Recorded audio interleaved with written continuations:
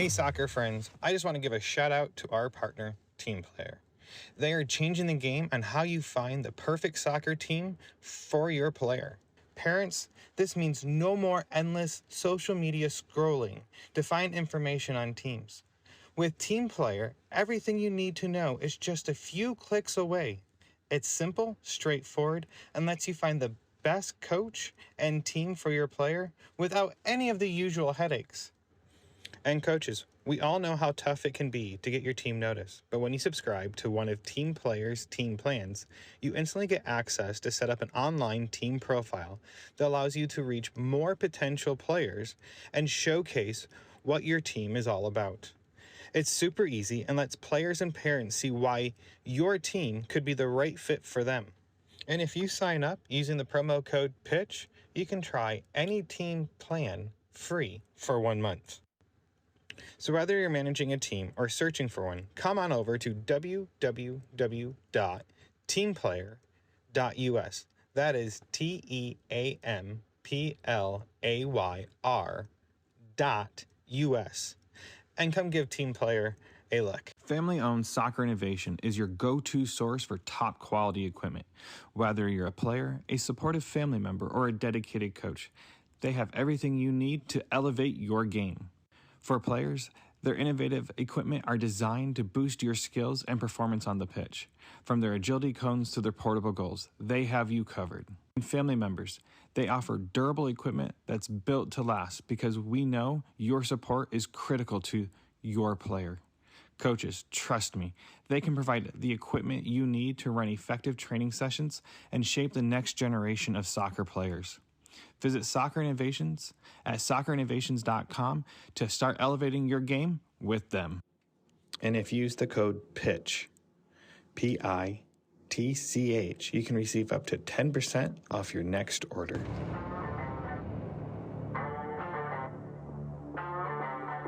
Hello and welcome back to Chat by the Pitch. This is Ian Babcock, your host. This week I have Jamie.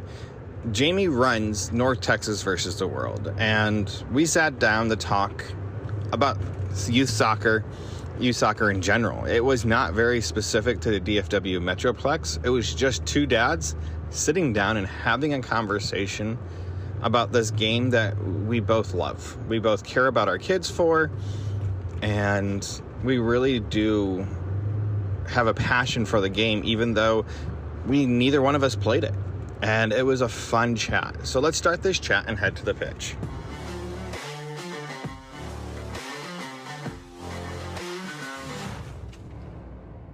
I am Jamie Saylor.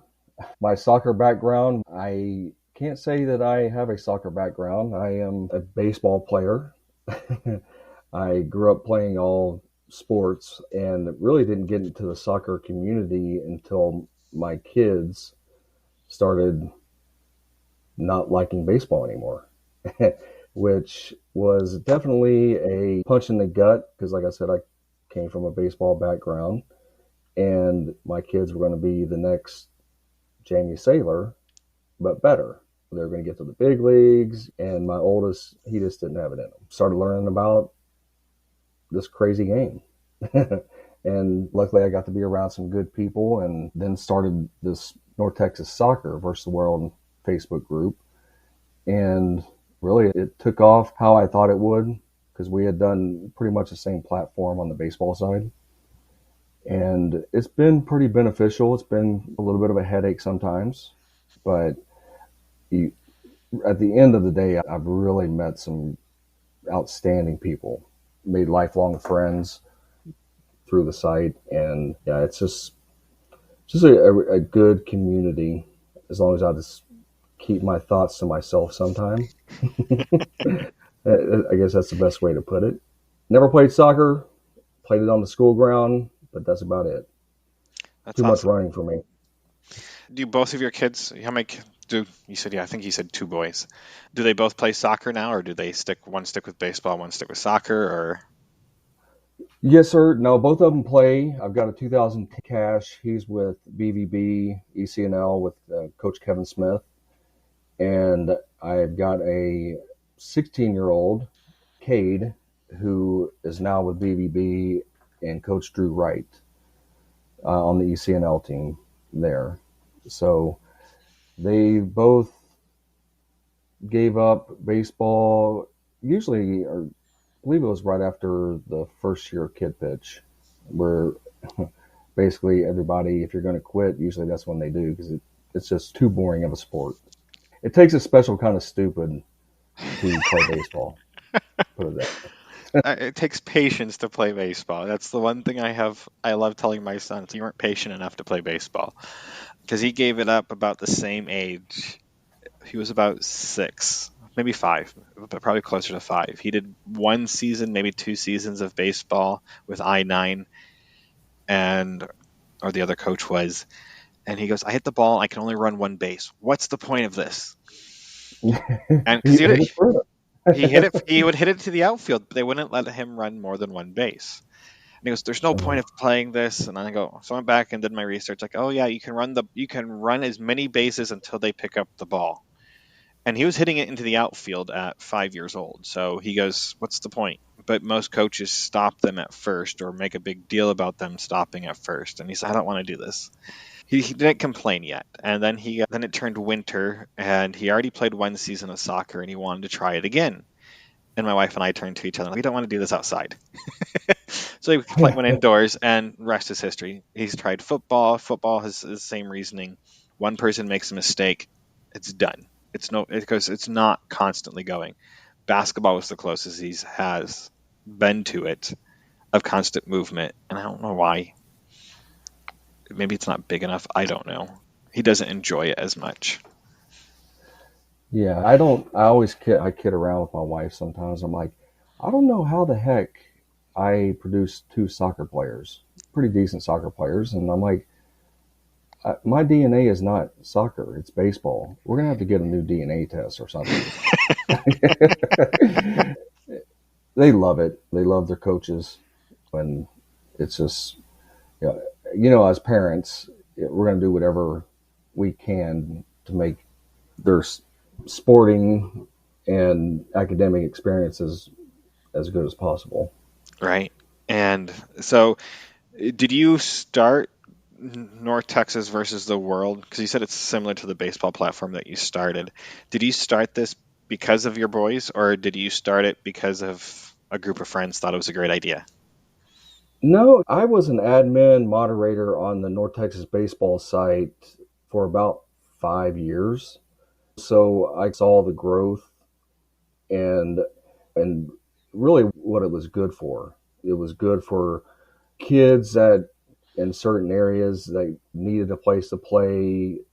Sometimes they needed financial assistance to play. When it's how it is with how crazy the money is with soccer and shoot all youth sports in general. But so I started it, and I knew it would grow just because at that point, I had known quite a few people in the soccer community. And quite frankly, I was on the Texas forum, and that forum just rubbed me the wrong way because you had people that could go in there anonymously and post and basically just shit talk other kids, other teams, other coaches. And I'm not saying that doesn't happen from time to time on my site or Foot 411 or some of the other soccer sites, but it just rubbed me the wrong way. And I was like, you know what? I think it was November of 2017. I just said, you know what? I'm going to start this, grow it. But the main reason, to get back to what your main question is, it was that turning point of going to select soccer. We were playing the local PSA. They were on really good teams, or my oldest was on a really good team. And I just didn't know anything but FC Dallas, and wanted to get some different viewpoints of different clubs and things like that. And quite frankly, it was a little bit of me, you know, trying to highlight them to get noticed. Because you go to a tryout, half the times those coaches don't even watch you pretty much, unless you're just totally stand out. Started it, got through the first year or so. I think we went from 0 to 6,000 or 5,000 or so in about the first year and a half. And I don't know where we're at now, 19,000, something like that. But yeah, it's been good for. I don't post a lot on there anymore because it seems like every time I do, somebody gets pissed off and calls me names and all kinds of stuff. But nonetheless, I hope it is a value to the other people out there. I think it's hard because there's so many Facebook groups out there today that are always pushing something. And I'm very thankful that you let me post my podcast on there.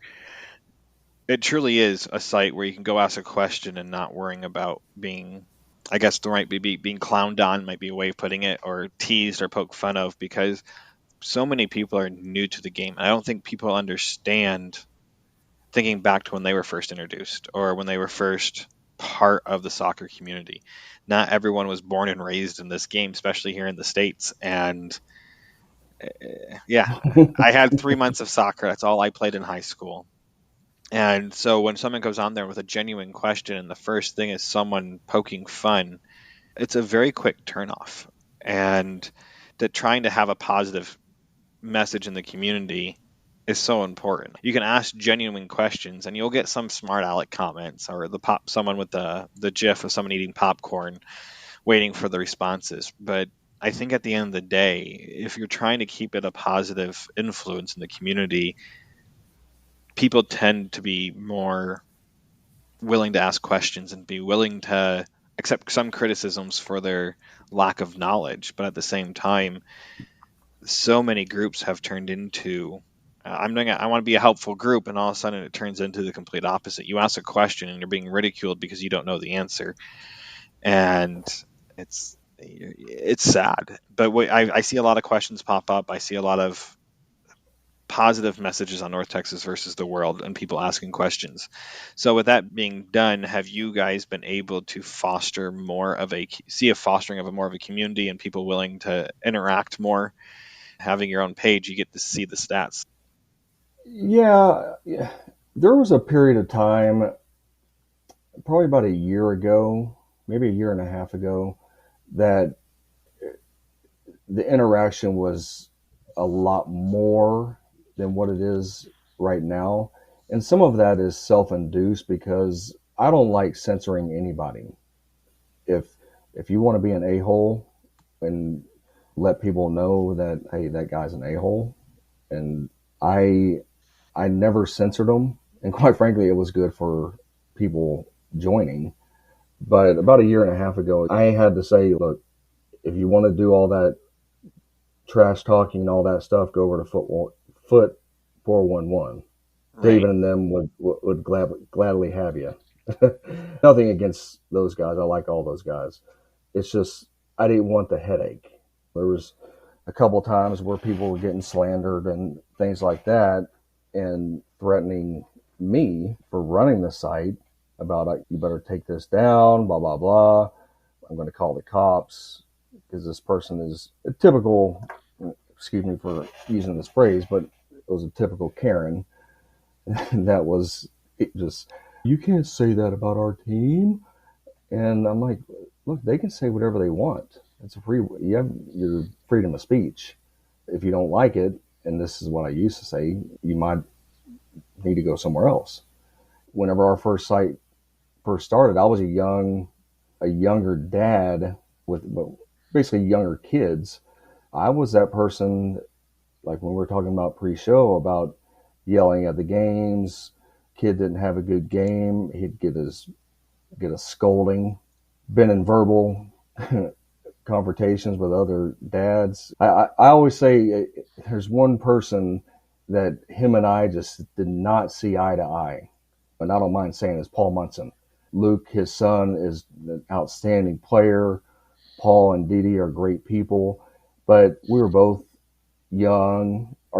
Both had younger kids, and they were playing U9, U8, and Luke was a badass, and he played like he does now. He played physical, and him and I had words. And shoot, now we look back on it, and we're just like, we were freaking idiots. What were we fighting about? when we're talking about whatever site you're on, another reason why I loved putting the site together and seeing it grow is because of all the relationships that I had or still have from the baseball site. I've got some probably 20 or 30 friends that I met directly through there, even though I didn't have kids playing. And I just, it, life is too short for him and I to be going at one another like that. Right. Now, you still see it every single weekend, but it's always with the younger kids. As our kids get older, now basically I can sit right next to somebody from the other team's dad. And we just sit there and we cheer on our team. We don't, you know, yell and scream and do all those sorts of things because at the end of the day, it's like, okay, why? Let's just enjoy the time because we're not going to get to see them play. They may go to college, they may not. Um, and it's tough to understand that as having a younger kid and thinking he's the next Messi or, you know, Ronaldo or whatever, because everybody does. Just I thought my first kid was going to be the next Ken Griffey Jr. or Jamie Saylor. I always find it funny because if someone says something, it's like I'm going to go back and I'm outing myself on my bad parent behavior this weekend. My 6-year-old daughter, we're sitting at the game and they kept on doing indirect free kicks for everything. And they did their indirect free kick and the parents on the other side yelling, saying they have to double touch it. And the rule just states it has to touch someone else. It doesn't have to be their own teammate. It just has to touch someone else. So kick it at the goal. And if it doesn't hit someone else, it doesn't count, and you pull it out, and they get a free kick out of it. Another indirect free Right. kick goes to the other team, and I'm like, and they're like, and the parents yelling at the ref and yelling at the kids, like it has to touch someone because everyone goes up and taps the ball, and I always find it comical because the ball just has to move. It just has to hit someone else. It doesn't have to be a teammate. Because I'm not talking to you. I go, but you're yelling at my kid right now who's taking the shot. Because they're 6. They're going to listen to adults. That's where the confusion comes in. It's don't yell at my kid if you don't want me yelling at your kid. That's the one thing. It's correct my kid and I won't correct your kid. I will complain to the ref. The ref did go to the coach and she did tell us, I'm not doing a call everything because this game would never go anywhere. But I keep track. I'm a numbers guy, and I keep track of how many calls are going both directions for the same tedious things, and it doesn't always add out. It seems in my favor. But you're right. We get so hot-headed thinking our kids are going to be this next great sensation, and does it really matter? And at the end of the day, it's like my biggest complaint in my 10-year-old son's games is slide tackles from behind or dangerous plays. That's like a nerve that's just reaction. You don't even think about it, and then all of a sudden it just comes streaming out of your mouth as loud as you can, and they're like, "That wasn't a handball." You're like, "It wasn't." And 90% of the time, like right after I say that's a handball, Yeah, like you got to yell it loud too.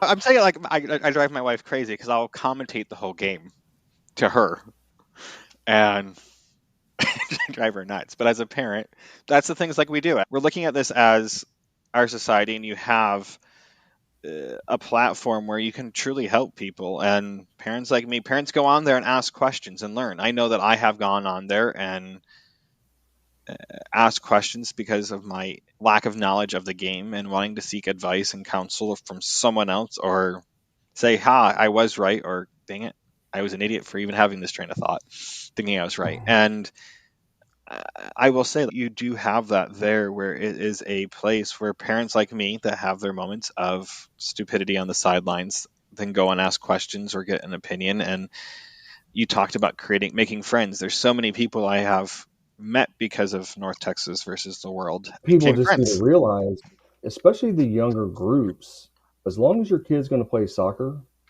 for the most part, you're going to be around those same parents from the time they're 7 years old all the way till they're 18. You're going to be running into them at games or tournaments, or just like Paul and I. But you look back and you're like, why? Again, that's just part of it, being at that age. But I really encourage people to interact and become friends. Like you said, you've met some great people, and I've definitely been met really good people, created some really good relationships, business wise and personal.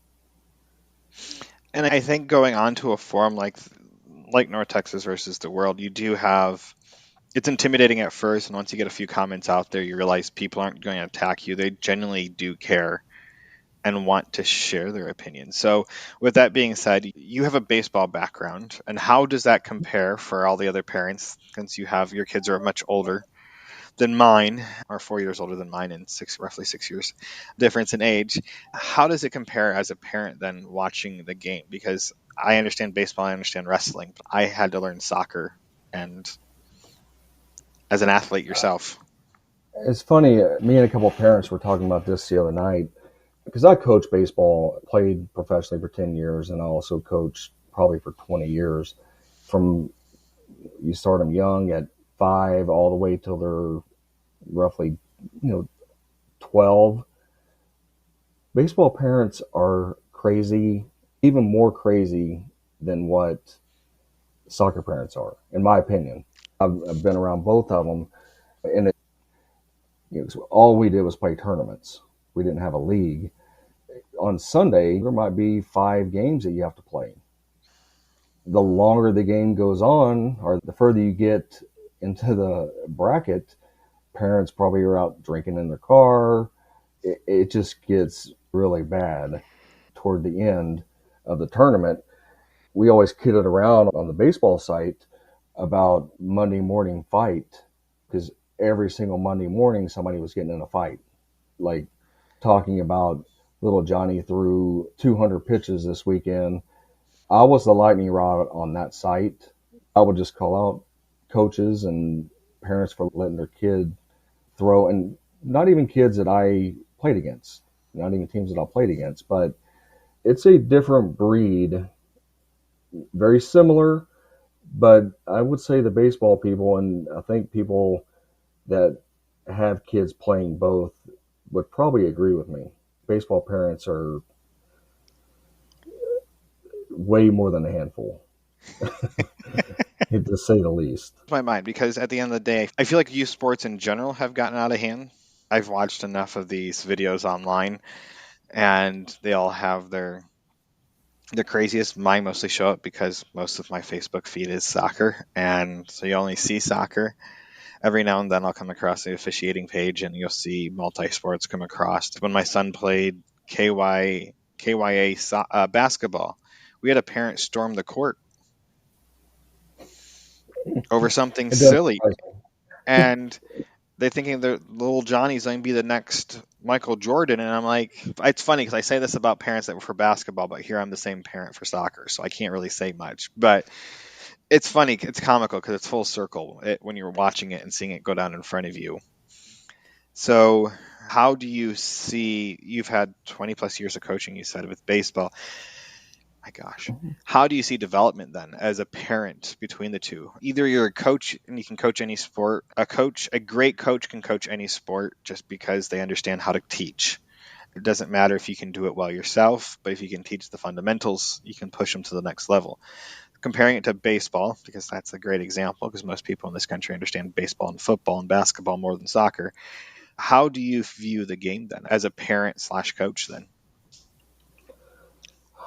Well, I have always been, I'm a disciplinarian.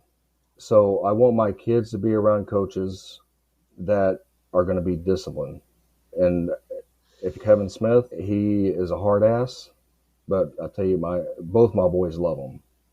Whenever I was coaching, it was, look, physical mistakes are going to happen. We try to limit the mental mistakes as much as possible. But if you can't hustle and you can't have a good attitude, you can't play for me. I always taught them, I guess the biggest difference that I see is in soccer, you get more position cast, like typecast. Hey, this kid's a defender or this kid's a forward.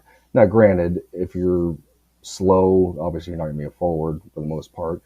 I always taught my kids every single position on the field, and this is at the select level, just because you never know what the heck they're going to do once they hit puberty. They may be a third baseman now, but they may be a shortstop once they reach high school. And I do see a lot of players, including mine to a certain extent. You're now a defensive mid, even though I think they should be a center mid, a center attacking mid. But then I'm looking at it through the eyes of a baseball coach, and obviously Kevin and Drew, and Kevin's got a million years worth of coaching experience. So he's forgotten more about soccer than I'll ever even think about knowing. Obviously, you know, he is going to do what's best for my kid. Same thing with Drew. But the one thing I definitely do not like is I am of the belief that I like multi-sport athletes. I think it's too hard on your body to play a sport year round, and I really have hated where youth sports has gotten to, whether it be baseball, soccer, football, because shoot, back in our day or my day, because I turned half a century next month. But whenever we got done with baseball, we threw our glove in the closet and grabbed our pads. After football season, we grabbed the basketball, and I think ultimately that develops you in all the sports better than just playing it. Now, this is my personal opinion, but playing multiple sports will develop you in each sport better than if you're just doing 100%. Because burnout is real, and it's that saying of, what is it? Separation makes the heart grow fonder, or whatever it may be. So you love it more when you get back. I don't know if that answered your question. I started rambling. No, you made me think. And so I recently had a conversation with someone, and they talked about mindset and achieving goals because in order to avoid burnout, some players are what I will call the 0.5% competitors. I'm starting to Mm-hmm. learn there's different levels, and it's at different ages you'll see this. And the 0.5 is the one that just wants to compete. It doesn't matter what it is. It could be who could spit the farthest. They're going to compete with you, trying to figure out how to spit farther than you. And those are the athletes I don't see getting burnt out. It's the ones that are what the average athlete or above average athlete might get burned out because they aren't able to achieve their goals or their victories that they need to have that dopamine fix of winning. It might not even be winning the game, it's just being successful at doing a scissors on the field, for an example, for soccer or whatever it may be. But that 0.5 where they can go around year round, and because they crave the competition, and they don't matter if it's soccer or Michael Jordan, Kobe Bryant are the two that I like to use for this example. And they have a different mindset, a different competitive level. And the one thing that was brought up is achieving the goals that you have set. So if your goal is to go have a good a good 2 weeks of practice, it's okay to go have the weekend off after your games, or if there's no games, not picking up the soccer ball and doing something with it so you don't get burned out. It is learning how to, as parents, this is the one thing I think I struggle with, it's making sure they're always doing it. That causes burnout. Even if with their own drive of wanting to do it, it's still taking a break. So we went on 2 trips this summer over 2 long weekends, and we went to go visit family. And my son wanted to bring a ball with him, and I'm like, no, don't bring your soccer ball. We're going to do something else other than soccer.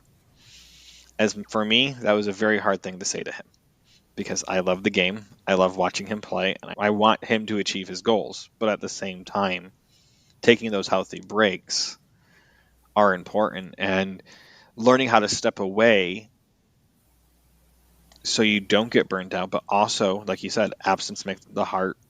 There it is. Yes. Absence makes the heart grow fonder. Same thing happens to sports. When you achieve your goal within the sport, you need to take a break. Why do you think Messi doesn't he probably touches the soccer ball almost every day in some way with his kids, but he's not Mm-hmm. actively out competing or training for a few weeks. He's out having life. Kobe Bryant, Michael Jordan all found time in the off season to get away from the game for a few weeks. I don't know about Stephen Curry. I don't know enough about him, but I know about Kobe Bryant and Michael Jordan because they've been talked about the most. And as basketball players, I know baseball players, if they don't make the playoffs, they're stepping away from the game. Most football players are stepping away from, these are pro athletes that need to be at their top performance, and they're taking time, a break from the sport. Maybe not physical activity. I think Oh we yeah, as parents have to learn this. It's something that's important. yeah. I do the same thing with my kids. Is both of them playing ECNL. We got back from the playoffs. I'm like, look, you're not doing anything. You get off for about a month and a half. I said, I don't want you doing anything. Let your body recover. Because I did the same thing every time I come back from my season, and our season lasted from March till September, 140 games, basically playing every day, and I didn't touch a baseball for about a month and a half, and literally didn't do anything for a month. Then I would start the workout routine again. Right. But yeah, and I get some people think that you got to go balls to the wall, so to speak, 100% of the time if you're going to get to the top level.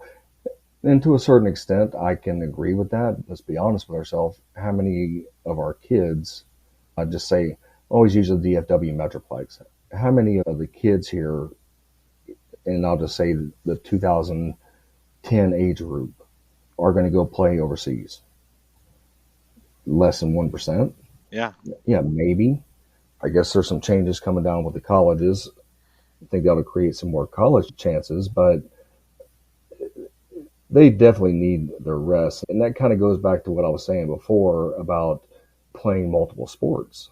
Multiple sports are good because you're not in that mindset of soccer running. Now you're in baseball to where, yeah, you're going to run 90 feet, you know, Right. something like that. And it's different movements, which I believe is good. But yeah, it gives them some time off. There was a certain point that I was in the same boat. It was like you're going to training with Castro at FCF, you're doing this and that, but if your kid doesn't love it, you're just wasting your money.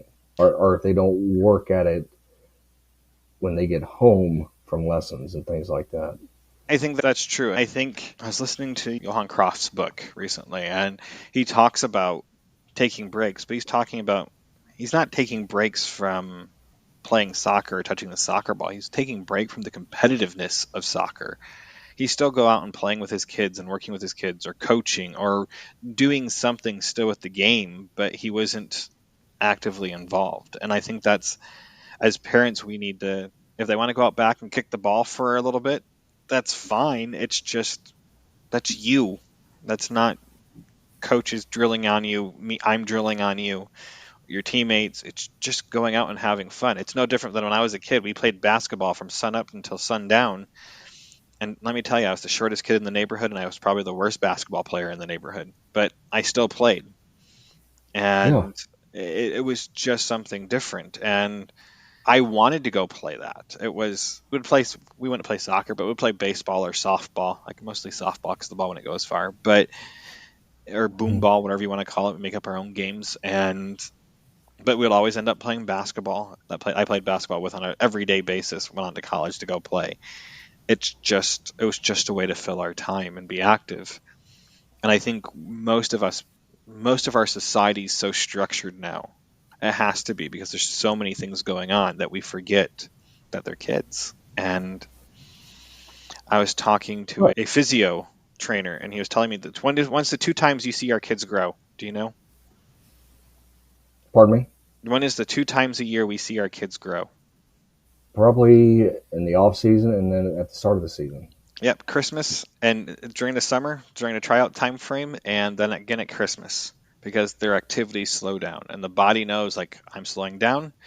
This is a habit. I can start growing again. And I thought that was a very interesting thing. And when we were growing up, I felt like I was always growing, all but during wrestling season, and that's when I always shot up 6 inches or 3 inches, whatever it was. And that's the thing. I think back to my childhood and things my parents have said. It's as parents, we need to be more conscious of all this. I don't know if we can be if we're always pushing. And I think, like you said, maturity comes with age. It's you sit on the sideline, talk to the other parents, and I have no problem talking to the other parents, but I purposely sit away from them because I don't want to hear That's why me and my wife sit apart from one another.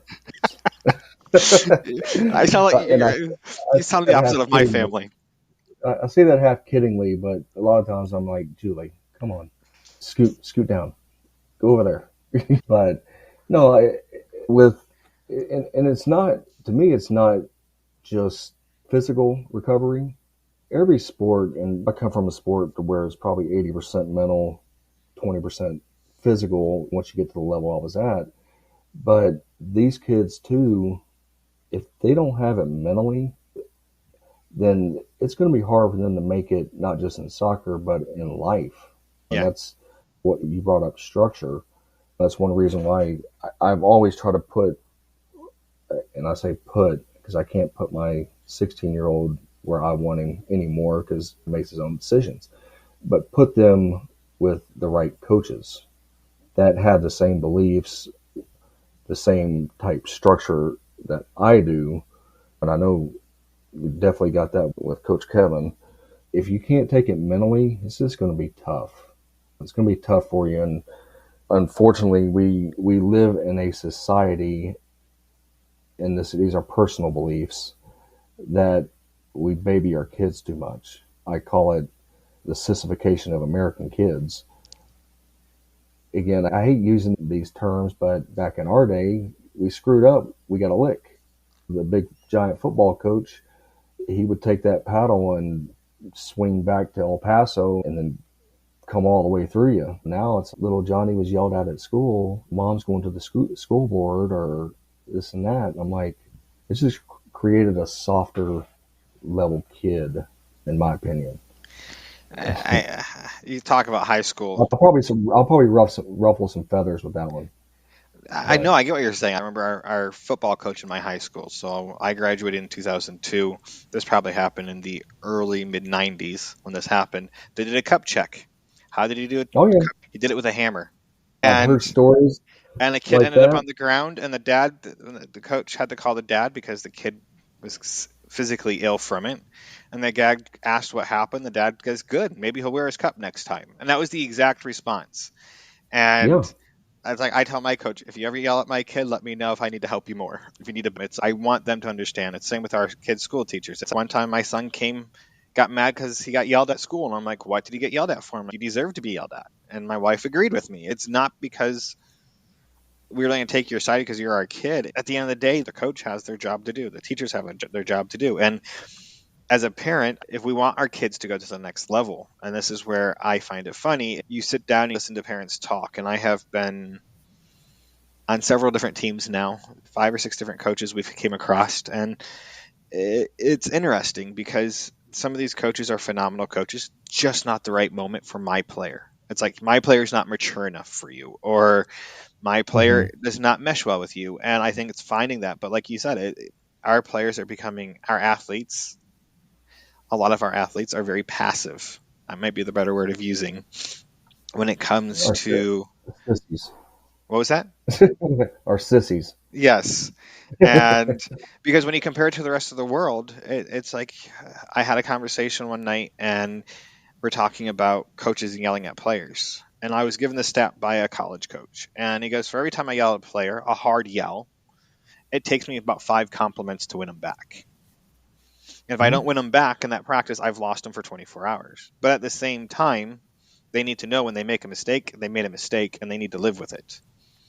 Oh yeah. And it's like I can build them up, but at the same time, they have to be broken down. They have to have their perspective of the real world put in place because if a boss won't yell at you at work, they'll just fire you. Yeah, and I don't think that the kids nowadays realize that, or our parents explain it that way. It's not always going to be you get what you want all the time, and if you get yelled at, you go to HR and get them fired or whatever it may be.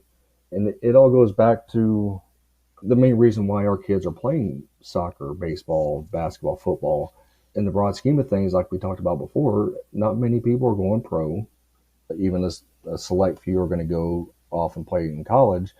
But we're using this as parents to create not only good relationships, but work ethic, teamwork, all the peripheral stuff about life that they really don't even, as kids, know they're getting, but they are. I understand what you're saying. There's a Facebook post somewhere, I can't remember where, and it talks about why parents put their kids in sports. And one of them was they put their kids in sports because of all these things they list, and those are very expensive lessons to learn through sports. And it's at the end of the day, it's like we're at the level that we're at because Landon's end goal is to go pro. He doesn't even want to go to high school, like college. If he had his way, he would go to an academy right now. Like bypass school, go straight into an academy where he gets some formal education, but it's soccer driven. And that is his dream. And it's not us projecting it on him because I would rather have him go another route. But at the same time, for parents that how do you say it? How do I phrase this? Like I'll use my daughter because my daughter on the other side of this is the other side of this because she's trying to find her love. And I don't know if she'll ever play a professional sport or want to play a professional sport. She does gymnastics and soccer. And we find it funny because she wants to play goalie. Why? Because she doesn't have to sweat. But she loves gymnastics and she does a lot of running in gymnastics. And I as a parent, it's trying to find the avenue to give them, yes, to build life skills, but also to find a passion. I think if we can have our kids passionate about something, that loves something so much that they want to do it for the rest of their life. Soccer is a sport that you can play your whole life. You can be 80 years old, as long as you're still mobile, out there playing on the soccer field. You can't play American football that way. Right. You can do baseball. You might have to use a little bit bigger, maybe a softball so you can reach the ball if you can't bend over. But those are the things. I look at this as he's learning life lessons, yes, but at the end of the day, it's a route to achieve his dream. And I think if we treat sports like education, and I think this is where parents have it backwards, we treat sports like it's a business. And that's the problem. We don't treat it like it's an education process. And if we treat it like an education process, I think we'll probably see less kids in sports, or we might actually see an explosion in sports because parents actually understand what a foundation means. It's no different than going to kindergarten and having your kids. But this whole Facebook post drove me nuts because there's other ways of teaching your kids club sports. I'm not paying $5,000 a year for my kids to learn life lessons if they're not going to be competitive, and they can go do that in rec.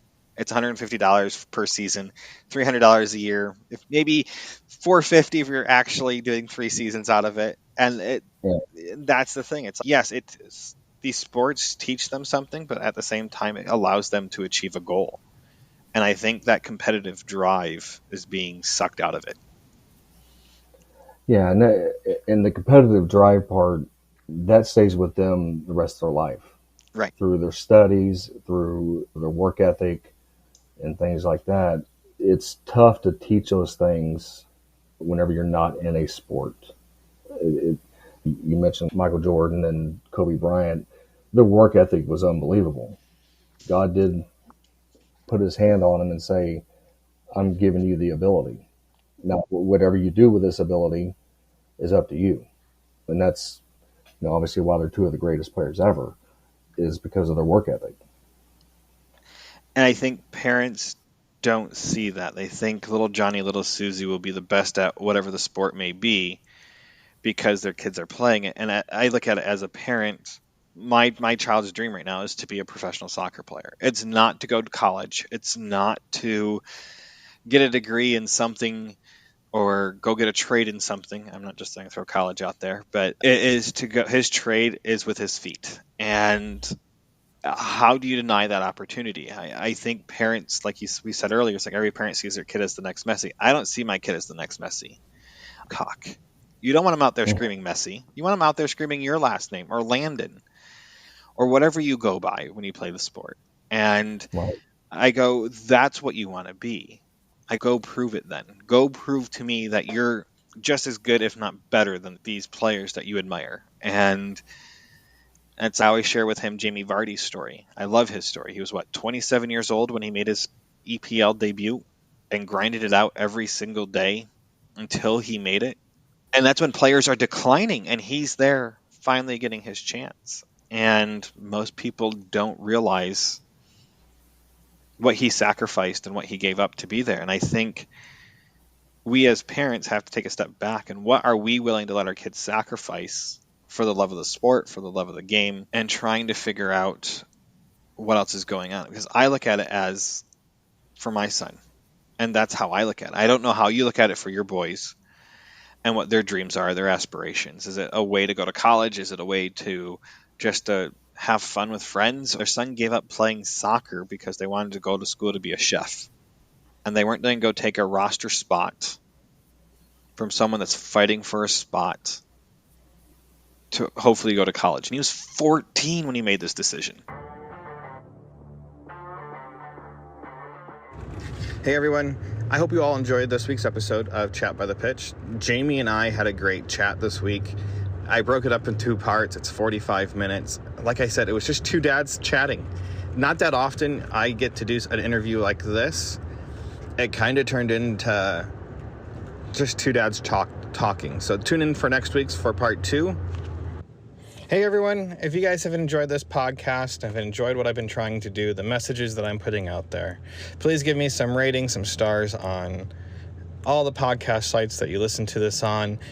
Give me a review, share this, share with others. The more I can make this grow, the more I can continue doing this.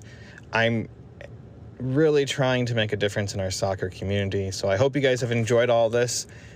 And until next time, I'll see you at the pitch.